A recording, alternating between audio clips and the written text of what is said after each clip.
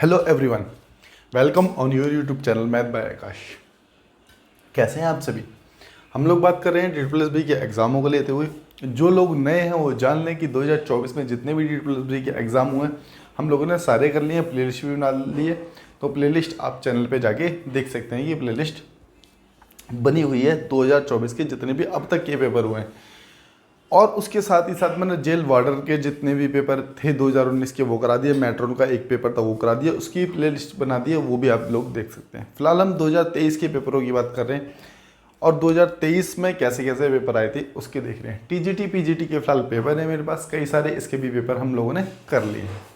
आज PGT पंजाबी का paper है, इसको देखते हैं हम करने कैसे कैसे वाले हैं। 2024 के सारे पेपर कर लिए, 23 के करेंगे, फिर 22 के करेंगे और ऐसे करते करते 19 तक कर लेंगे। तो इसीलिए अगर आप चाहते हैं सारे पेपर समय से हो जाएं तो आप इसके लिए क्या कर सकते हैं, चैनल को सब्सक्राइब भी कर सकते हैं, जिससे कि आपको पूरा कंटेंट मिल जाएगा मैथ सेक्शन का। खैर चलते हैं, सीधे काम की बात करते हैं। आप क्वेश्चन नंबर 1 की ओर चलते हैं और देखते हैं कि क्या दिया गया है। A B से दोगुना है। अगर एक ही बात करेंगे B से दोगुना है तो इसका मतलब 2 और 1 का रेशो कह सकते हैं हम। A B से दोगुना है तो 2 और 1 का रेशो कह सकते हैं। B C से, B जो हैगा वो C से दोगुना है तो B जो है वो C से दोगुना है, तो इसको 1 इसको 2 कह सकते हैं। अब एक चीज़ देखो, B की वैल्यू यहाँ पर 1 आ रही है और यहाँ B की वैल्यू 2 आ रही है, तो अलग अलग तो नहीं होनी चाहिए। अगर अलग अलग है तो इसको एक जैसा बना लेंगे। एक जैसा बनाने के लिए अगर मैं मल्टीप्लाई 2 यहाँ कर दूँ तो बात बन जाएगी। मल्टीप्लाई 1 यहाँ पर कर दिया हमने तो कोई फ़र्क नहीं पड़ेगा इस वाली इक्वेशन में, लेकिन ये 4 हो जाएगा और ये 2 हो जाएगा। अब B की वैल्यू यहाँ पर भी 2 हो गई और B की वैल्यू यहाँ पर भी 2 हो गई। तो अब इसको ऐसे ना लिखकर इसको ऐसे भी लिखा जा सकता है कि A की वैल्यू 4, B की वैल्यू 2 और C की वैल्यू जो हो गई 1। ये इसका दोगुना है, ये इसका दोगुना है। समझाने के लिए मैंने आप लोगों को बता दिया। कहता है कि C एक दूरी को, C 64 मिनट में एक दूरी तय करता है। देखो C जो हैगा 64 मिनट में देखो डिस्टेंस हैगा 64 मिनट में ये पूरा करता है। तो डिस्टेंस अपॉन में टाइम क्या निकल गया, स्पीड निकल गई। तो इसका मतलब ये स्पीड का रेशो दे रखा है। अगर ये स्पीड का रेशो दे रखा है हमें, तो टाइम का रेशो हम कैसे निकालते हैं। टाइम का रेशो स्पीड के रेशो का विपरीत हो जाता है, ठीक है, अपोजिट होता है अगर डिस्टेंस कांस्टेंट है तो। ठीक है, यहाँ डिस्टेंस कांस्टेंट मान के चल रहे हैं हम, दिया नहीं है। खैर अगर ए का निकालना है तो ए की वैल्यू हो गई 1, बी की वैल्यू हो गई 2 और सी की वैल्यू हो गई 4। बात क्लियर है। ए बी सी तीनों का हमने टाइम निकाल लिया। अब यहाँ टाइम निकाल लिया, इस टाइम की वैल्यू हमें दे रखी है कितनी, 64। क्वेश्चन में दी गया कि C 64 में करता है, ठीक है। अगर 4 की वैल्यू 64 है तो 1 की वैल्यू कितनी आ जाएगी, 16। हमें 1 की वैल्यू निकालनी थी क्योंकि पूछा था A कितने समय में करेगा, तो A करेगा कितने मिनट में, 16 मिनट में इस काम को पूरा कर देगा, इस डिस्टेंस को कवर कर देगा। तो उम्मीद करते हैं कि बात समझ आ गई होगी आप लोगों को, है ना। चलेंगे नेक्स्ट क्वेश्चन की ओर और देखते हैं कि नेक्स्ट क्वेश्चन में क्या दिया गया है। ठीक है, चलते हैं क्वेश्चन नंबर आप लोगों का सेकंड आपका एक टेबल दे रखी है सेकंड में, आप लोग खुद देखेंगे पहले, ठीक है, और करने की कोशिश करेंगे। मैं ओरली बताता हूँ आप लोगों को। कह रहा है कि जुलाई में बेकरी सी में बेचे गए मफिन्स की संख्या मई में बेची गई बेकरी द्वारा मफिन्स की संख्या से 50% अधिक है। देखो जुलाई का दे नहीं रखा आप अगर ध्यान से देखोगे, लेकिन उसने क्या कह दिया, कह रहा मई में जितने बेचे थे ना उससे 50% अधिक है जुलाई का। तो मई में किस में, वो भी सी में, सी द्वारा। सी में अगर ध्यान से देखोगे मई में तो 120 बेचे गए हैं, समझ पा रहे हो, 120 बेचे गए हैं। तो 120 का 50% निकाल के उसमें जोड़ लो, तो 120 का 50% सीधा सीधा 60 होता है। 60 उसमें आप अगर जोड़ लोगे 180 आप लोगों का आंसर हो जाएगा। तो मेरे हिसाब से बात क्लियर हो गई होगी, इसे बताने की कोई ज़्यादा ज़रूरत है नहीं, देख लोगे तो समझ आ ही जाएगा।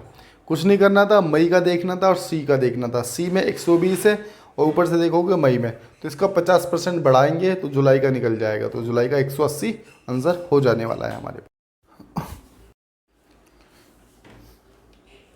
क्वेश्चन नंबर 3 की ओर चलते हैं और देखते हैं कि क्वेश्चन नंबर 3 में क्या दिया गया था। तो देखो क्वेश्चन नंबर 3 हम कैसे करेंगे, सक्सेसिव से कर सकते हैं या 100% मान के भी कर सकते हैं, ठीक है। देखो इनिशियली इसको 100% मान लिया जाए, ठीक है। अगर 10% बढ़ रही है, उसकी रेडियस 10% बढ़ रही है, तो रेडियस एक शंकु, एक कोण में क्या होता है, रेडियस आर का स्क्वायर होता है, इसलिए हमने क्या रखा, देखो 10% बढ़ रही है ना 100, तो यहाँ से काटा। अब ये एक बढ़ रही है किस पे, 10 पे, तो इसका मतलब 11/10 हम लिख सकते हैं यहाँ पे। तो यहाँ पर हमने लिख लिया एक सीधा कितना, 11/10। तो आर का स्क्वायर होता है, इसलिए 2 बार मल्टीप्लाई किया है। अब h 1/3 pi r square h होता है ना, तो यहाँ पर भी एक बार और क्या लिखेंगे, ये एच हो गया। बात क्लियर है।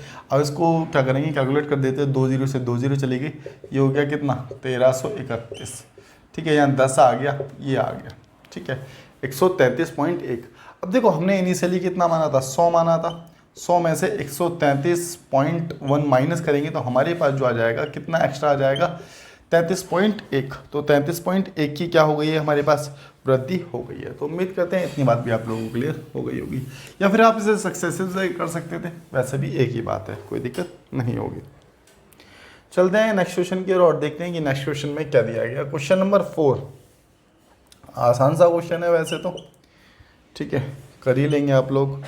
माइनस है ना 16 और दिया गया है माइनस का ब्रैकेट में 14 माइनस का 18। देखो हर क्वेश्चन को एक बार वीडियो रोक के खुद से करने की कोशिश करो, अगर मैथ अच्छी करनी है तो, ठीक है। बाद बाकी ऐसे लेटे लेटे देखेंगे या फिर चलते फिरते देखेंगे तो थोड़ा कम समझ आएगा, ठीक है। चलो ठीक है, इतना ही बहुत है। खैर देखो इसके ऊपर लाइन है, तो मैंने पहले ही बताया कि जितने भी अगर सिंप्लीफिकेशन के क्वेश्चन अगर किए हैं, पहले लाइन आती है तो उसको सॉल्व करते हैं। अब हमें किसी से मतलब नहीं है, पहले ब्रैकेट के अंदर जो लाइन है उसको सॉल्व करेंगे। तो यहाँ पर आ गया कितना, 8 3 11। अरे वैसे बचेगा हमारे पास कितना, ये यहाँ से 8 और 3 को क्या करेंगे, हम ऐड करेंगे। 8 और 3 कितना हो जाएगा हमारे पास, तो यहाँ पर सबसे पहले 8 और 3 जोड़ लेंगे। अब ये मत समझना कि ये माइनस का 8 है, नहीं जी, पहले सिर्फ इतना ही सॉल्व करना है, माइनस को अलग रखेंगे। 8 3 11, तो ये हो गया हमारे पास माइनस का 11, और ये हो गया कितना, 18। 18 में से 11 गए तो हमारे पास जो बचने वाला है वो बचेगा कितना, 7। तो इस पूरे के बदले हम यहाँ लिख सकते हैं कितना, 7। बात के लिए 14 में से 7 गए तो इसके बदले यहाँ पर आ जाएगा सिर्फ 7, ठीक है। 16 में से 7 गए तो यहाँ पर आ जाएगा सीधा 9। अब 48 में से 9 गए तो आंसर बचेगा हमारे पास 39। तो उम्मीद करते हैं बात के लिए हो गई होगी, आसान सा क्वेश्चन था। चलेंगे नेक्स्ट क्वेश्चन की ओर और देखते हैं कि क्वेश्चन नंबर 5 में आप लोगों को क्या दिया गया है। देखो डायग्राम बेस्ड क्वेश्चन है, थोड़ा कम दिख रहा है, या तो ये होगा कि मैं इसको स्किप करा दूं या फिर करा दूं, तो थोड़ा सा आपको ध्यान देना पड़ेगा, ठीक है।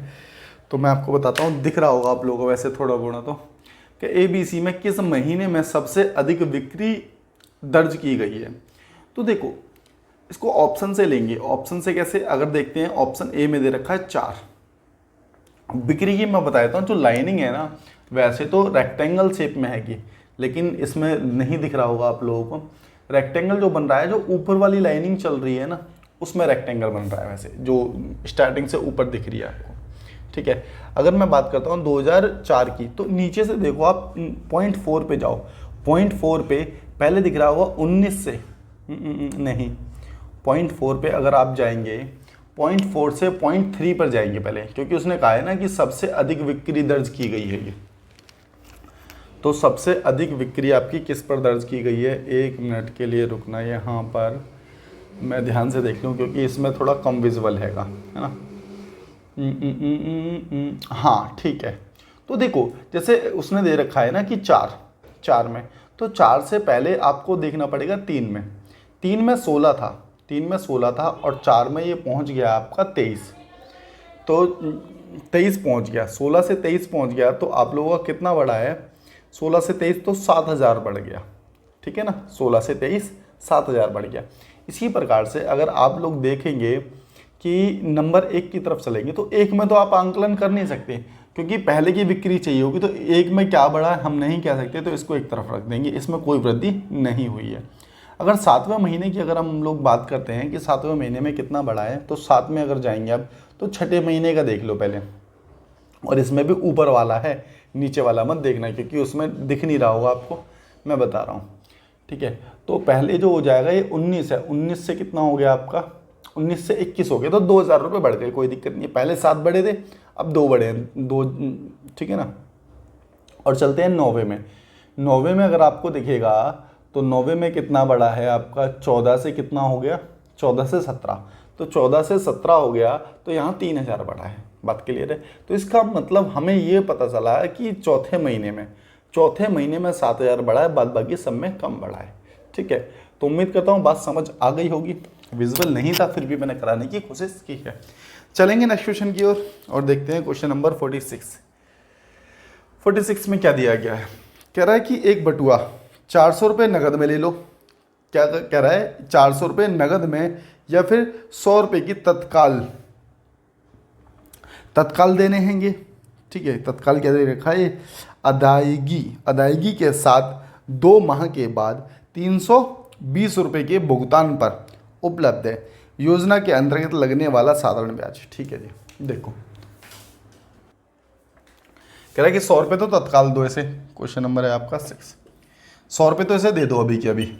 ठीक है, और जो बचे हैं देखो 400 का बटुआ था, अगर तुम कुछ पैसे बाद में देना चाहते हो 100 रुपये अभी दे दो और 320 बाद में दे देना, 320 रुपये बाद में दे देना। 400 का बटुआ था, अगर कैश दे रहे हो तो 400 अभी दो और बात खत्म करो, कोई पैसा नहीं लग रहा।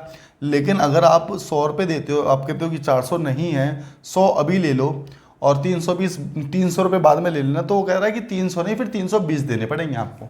ठीक है, तो इसका मतलब पैसे कितने फालतू ले रहा है, 20 रुपये फालतू ले रहा है, ये ब्याज हो गया इंटू 100, ऐसा इंटू 100। तो अब यहाँ पर कितने पे ले रहा है ये, 320 पे या फिर 300 पे। तो आप लोग कहोगे कि जी टोटल जो ले रहा है ये हमारे पास कितने पर ले रहा है, यहाँ पर 300 पे ही तो ले रहा है ब्याज। ठीक है, 300 पर ले रहा है और कितने महीने का टाइम दे रखा है ना इसने, 2 महीने का। ठीक है, इंटू 2 महीने को कन्वर्ट कर देंगे साल में, क्योंकि इसने वार्षिक पूछा है। कितना पूछा है, वार्षिक पूछा है। तो बात क्लियर है इतनी। देखो यहाँ 300 क्यों रखा, तो 100 तो उसने दे दिए ना, तो बचे तो 300 रुपये ही है ना।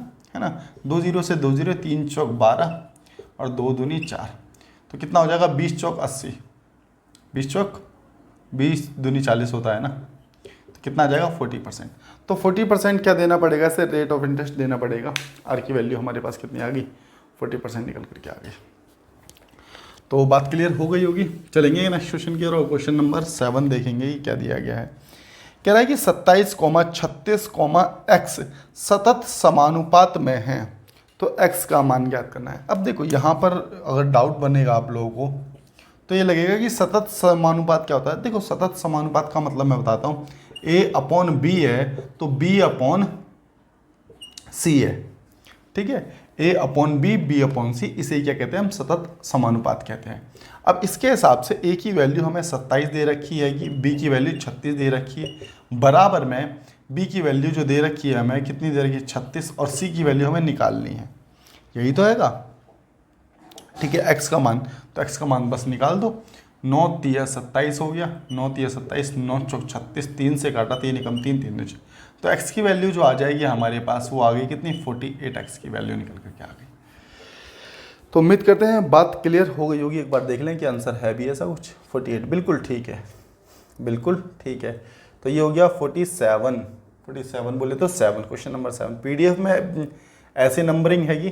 ठीक है, तो कभी लगता हो आपको मैं ऐसे नंबर क्यों बोलता हूँ, PDF में हैगा वो ऐसा। ठीक है, चलेंगे क्वेश्चन नंबर 8 की ओर और देखते हैं कि 8 में क्या दिया गया है आप लोगों को। क्वेश्चन नंबर 8 में क्या दिया गया है, 9 के पहले 5 गुणों जो का औसत क्या होता है। देखो 9, 18 और 27, और देखो 9, 18, 27, 9 चौक 36, 9 पंजे 45, इस तरीके से चलते चले जाएंगे आप लोग।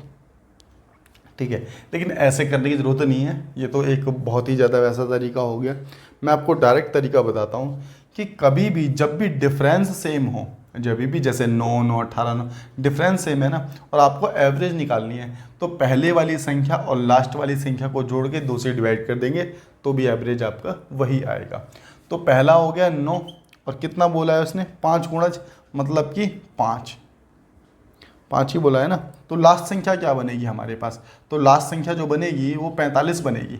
आप समझ रहे हो, पहली संख्या ये बनेगी, अंतिम संख्या ये बनेगी। 5 हो गए ना, अब जैसे पहली संख्या हो गई या अंतिम संख्या हो गई, अच्छा हमने निकाल ही लिए पहले, तो इनको जोड़ लो। तो ये हो गया 54, 54 को 2 से डिवाइड कर दिया तो हमारे पास एवरेज जो निकल के आ जाएगा 27 निकल के आ जाएगा। अब आपको ऐसे नहीं करना कि सबको जोड़ेंगे फिर 5 से भाग करेंगे, नहीं, फर्स्ट और लास्ट जोड़ो, लेकिन कब, जब डिफरेंस सेम हो, बस ये चीज़ याद रखना कि डिफरेंस सेम है।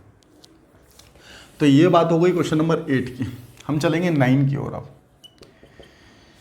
क्वेश्चन नंबर 9 में क्या दिया गया है, एक कपड़ा व्यापारी प्रत्येक वस्तु को 15% त्योहारी छूट पर बेचने की घोषणा करता है। यदि वह साड़ी को 680 रुपये में बेचता है तो अंकित मूल्य पूछ लिया। अब देखो उसका सेलिंग प्राइस दे रखा है, एसपी दे रखा है 680 रुपये, जो डिस्काउंट पे दिया गया है कितने, 15%, तो डिवाइड कर देंगे हम, ठीक है। इससे क्या निकल जाएगा, पीपी निकल जाएगा। तो यहाँ से आप लोग क्या निकाल लेंगे, पीपी निकाल लेंगे। यहाँ से कैलकुलेट करके क्या निकलेगा, पीपी निकल जाएगा। इनटू में परसेंटेज का 100, 17 पंजे 85, 17 चौक 68, तो 5 अट्ठे 40। तो इसका प्रिंट प्राइस जो था हमारे पास कितना था, 800 रुपये रहने वाला है। तो इतनी बात क्लियर हो गई होगी आप लोगों को। ये थी बात आपकी क्वेश्चन नंबर 9 की। अब चलेंगे क्वेश्चन नंबर 10 की ओर, और 10 में देखते हैं कि क्या दिया गया है।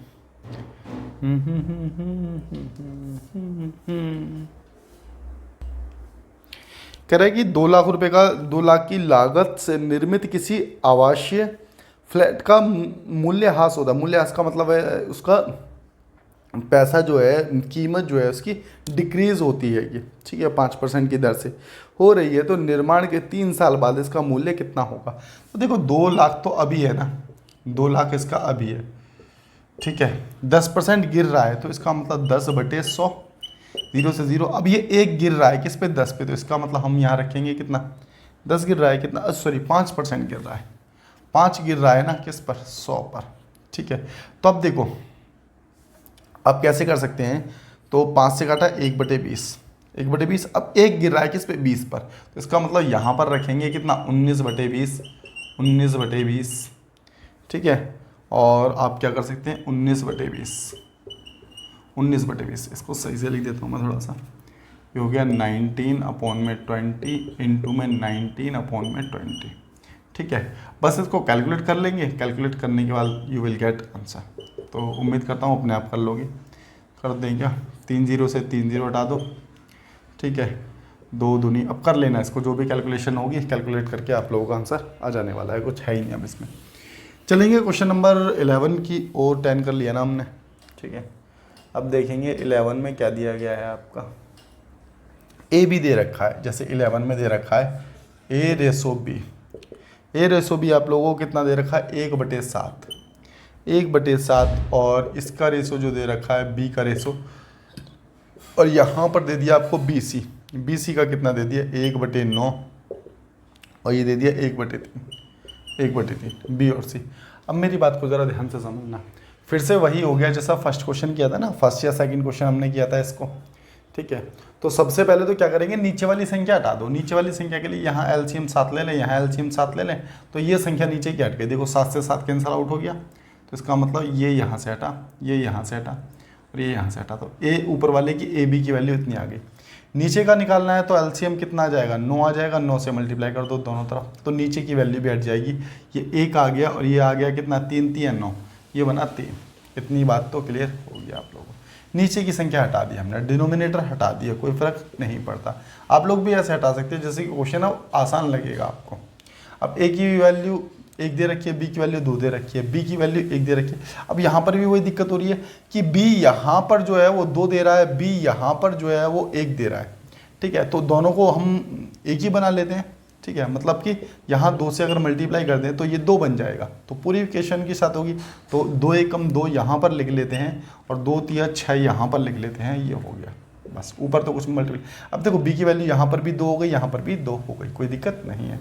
अगर ए की बात करें, ए बी और सी की बात करें, तो ए की वैल्यू हमारे पास 1 है, बी की वैल्यू हमारे पास 2 है, क्योंकि दोनों जगह, और सी की वैल्यू कितनी आ गई, 6। तो 1 2 6 हमारे पास आंसर हो जाने वाला है। ऐसा कुछ है क्या, 1 2 6, बिल्कुल ठीक है, ऑप्शन ए हमारे पास आंसर हो जाएगा। चलेंगे अब नेक्स्ट क्वेश्चन की ओर, और देखते हैं कि नेक्स्ट क्वेश्चन में क्या दिया गया है। 52 ऐसे D+B में बार वाले क्वेश्चन बहुत पूछे गए थे, ठीक है, तो घबराना नहीं है, ठीक है। तो बात करेंगे अब किसकी, क्वेश्चन नंबर 52 की। ठीक है, तो ऐसे क्वेश्चन मैंने आप लोगों को बताया कि बहुत सारे पूछे गए हैं पहले भी, तो इसको ध्यान से करेंगे। तो 3.26 के ऊपर बार है यहाँ पर, ठीक है, -2.18 के ऊपर बार है, और यहाँ पर, ठीक है, यहाँ पर जो आ जाएगा 1.33 के ऊपर बार है। ठीक है ना। तो सबसे पहले तो देखो ये जो संख्या है हम इसको हटा देते हैं यहाँ से, ये 3 आ गया, इसको लिखेंगे कैसे, ये 3 तो अलग है ना, तो इसको लिखेंगे 26/99।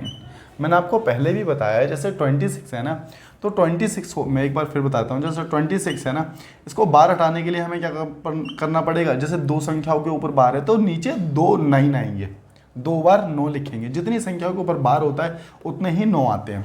बिना बार की संख्या इसमें से माइनस होती है, लेकिन बिना बार की संख्या दशमलव से इधर होनी चाहिए। बात क्लियर। लेकिन ऐसी कोई संख्या है ही नहीं, तो कुछ भी माइनस नहीं होने वाला। बात क्लियर है। और बिना बार की संख्या ऊपर भी माइनस होती फिर आपकी। ठीक है, तो यहाँ से ही हो जाने वाला है आप लोगों का कितना, अब ये हो गया। अब इसी प्रकार से इसको लिख लेंगे 18/99, और ये हो गया हमारे पास कितना, 33/99। बात क्लियर है।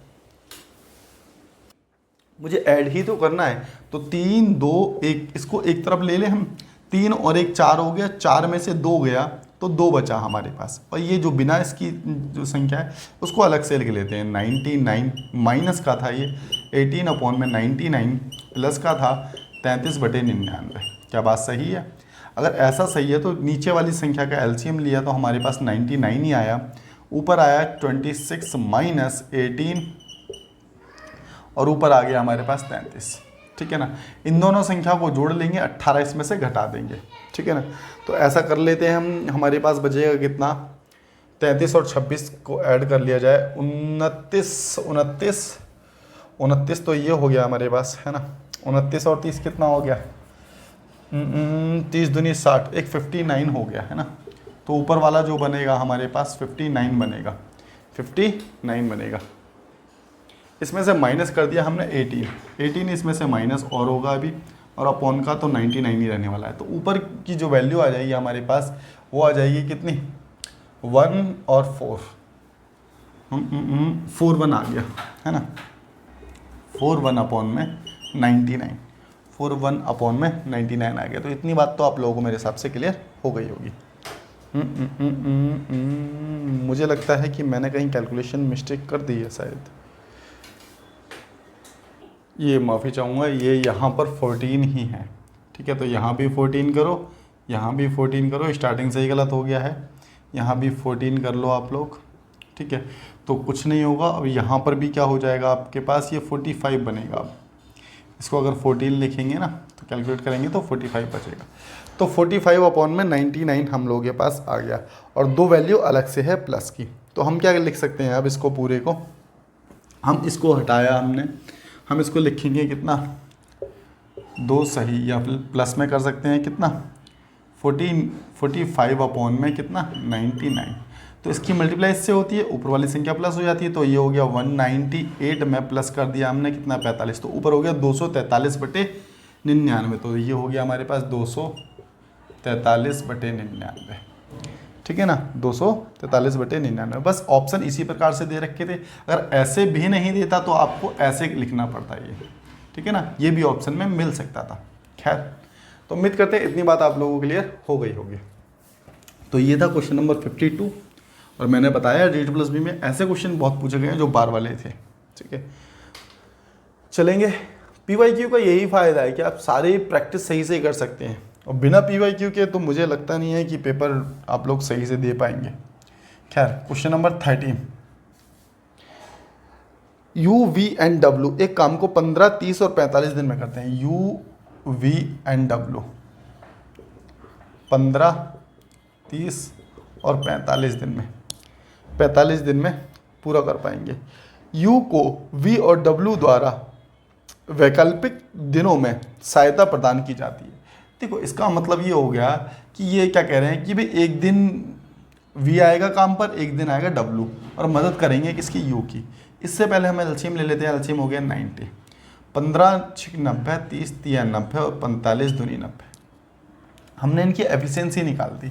तो एक दिन तो काम जो करेंगे ये दोनों करेंगे 6 और 3 9, 6 और 3 9, तो ये होगा 1 डे में, एक दिन में ही तो होगा ये काम। समझ रहे हो मेरी बात को? ठीक है। और एक दिन करेगा कौन सा, 6 के साथ ये 2 काम करेगा, तो 6 + 2, तो ये हो गया कितना, सेकंड डे का 1 डे। भाई एक दिन में ये काम कर रहे हैं, एक दिन में ये काम, तो दोनों मिलाकर टोटल 2 दिन में काम हो रहा है। बात क्लियर है ना?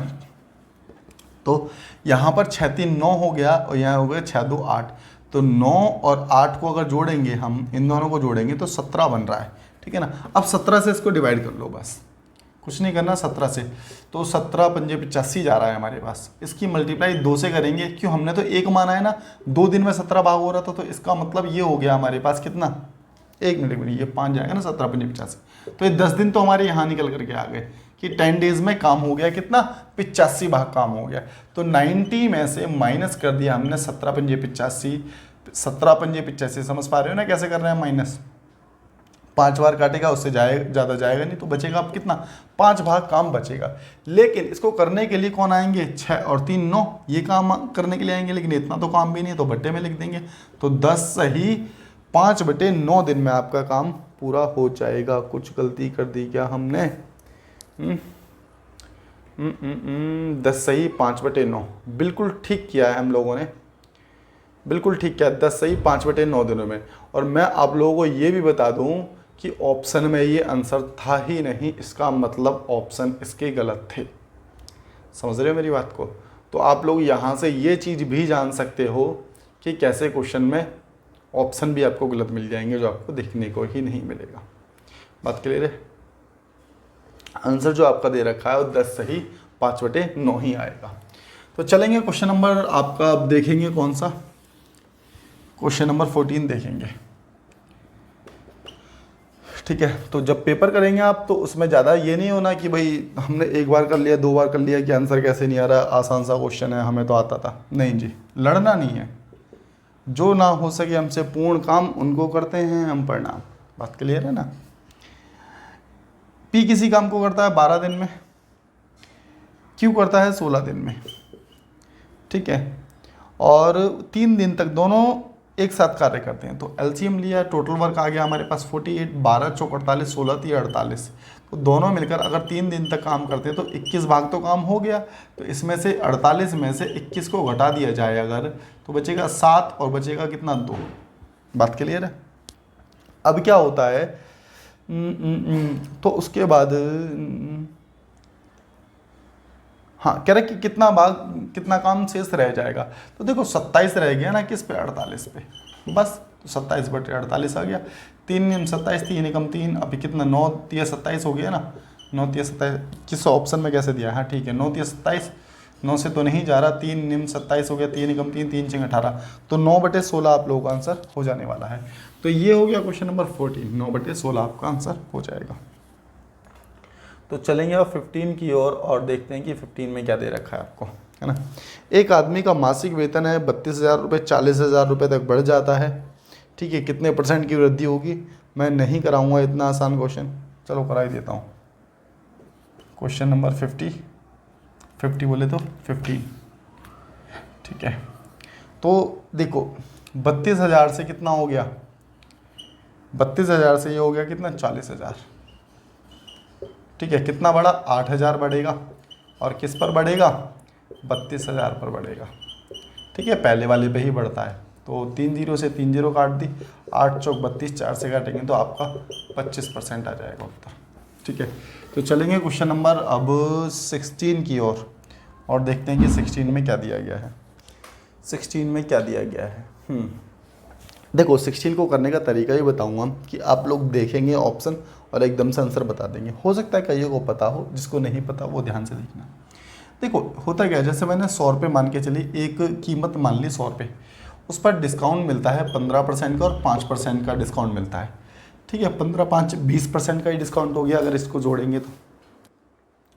इसी प्रकार से एकल डिस्काउंट अगर मैं इस पर दे देता हूँ कितना, 20% का। ठीक है, तो सेलिंग प्राइस क्या होगा, वही रहेगा या फिर अलग होगा, किस पर डिस्काउंट ज़्यादा मिलेगा, किस पर डिस्काउंट ज़्यादा मिलेगा, या फिर मैं दूसरी भाषा में ये कहूँ कि सेलिंग प्राइस जो है किसका कम होगा।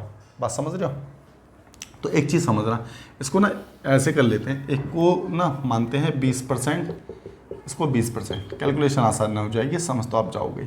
और एक को मान लिया हमने 30%, कोई दिक्कत नहीं है। देखो ये भी 30% बन रहा है, ये भी 30%, तो कईयों को लगेगा कि जी सेलिंग प्राइस तो वही रहेगा, नहीं जी वही नहीं रहेगा। यहाँ 100 की मल्टीप्लाई हो रही है, पहले 90 इंटू में 80, बात समझ रहे हो? 10 का डिस्काउंट, 20 का डिस्काउंट, तो यहाँ से जो बनने वाला है हमारे पास सेलिंग प्राइस जो बनेगा इंटू में 100% का 8 में 72, तो ये बन रहा है कितना? 72 रुपये, ठीक है ना। अब देखो यहाँ 100 की वस्तु 30% के डिस्काउंट पर दी जा रही है, तो 70 रुपये की हो रही है, समझ रहे हो?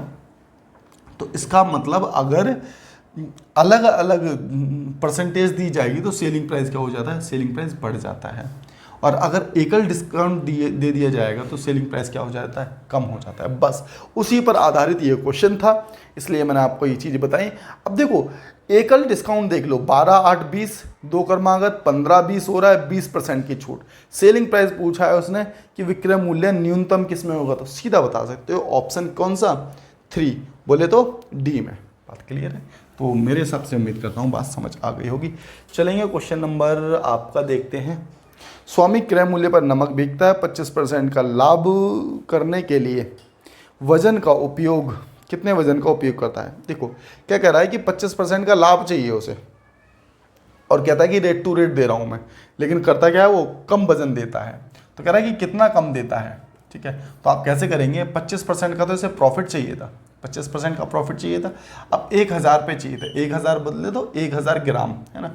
25% का इसे प्रॉफिट चाहिए, तो इसका मतलब यहाँ से निकल के आ जाएगा कितना ये बिकता है। तो 25 पंजे 125, 25 चौक 100, 5 से काटा तो 20 चौक 80, ठीक है, 1 0 रह गया। तो 800 ग्राम बिकता है। क्या बिकता है? 800 ग्राम। बात क्लियर है ना? तो ये हो गया हमारे पास 17, और अब हम देखेंगे किसको? 18 को, ठीक है। PQR, अब इस क्वेश्चन को खुद से एक बार रोक के करने की कोशिश करो, उम्मीद करते हैं अधिकांश लोग गलत ही करेंगे, ठीक है। मैं बताता हूँ। PQR ST 5 क्रमागत विषम संख्याएं हैं, उनका औसत निम्न में से किसके द्वारा ज्ञात किया जा सकता है? तो देखो यहाँ पर देखो, P, Q, R, S, T, PQR ST 5 संख्याएं, 5 क्या हैं? संख्याएं। तो उनका औसत निम्न में से किसके द्वारा ज्ञात किया जाता है, ठीक है ना। तो एक चीज़ देखना आप लोग, हम यहाँ क्या कह सकते हैं? हमने P को ले लिया, P की वैल्यू अगर हमने मान ली 1 है, P की वैल्यू हमने क्या मान ली? 1 है, ठीक है। तो हमें Q की वैल्यू क्या माननी पड़ेगी? या फिर आप ऐसे कह सकते हो कि P+1 कर लो, P को +1 कर दिया, ठीक है। तो ये 1 ना करो आप, P को P रहने दो, है ना।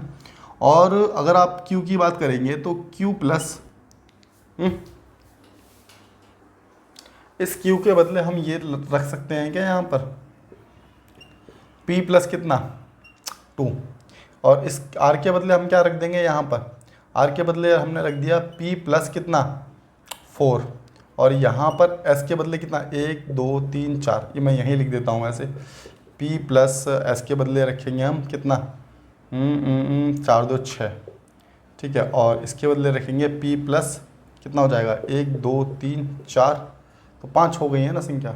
इसको रखा हमने, P को P रखा है, इसको P+2 रखा है, और इसको जो रखा है P+4 रखा है, 6 रखा है, और इसको रख रहे हैं कितना? 8 रख रहे हैं। देखो ऐसा क्यों रखा है मैं आपको बता देता हूँ। 2 तरीके हैं, अभी दूसरा तरीका बताऊँगा कैसे डायरेक्ट कर लेंगे आप लोग, डायरेक्ट भी कर लेंगे आप, ठीक है।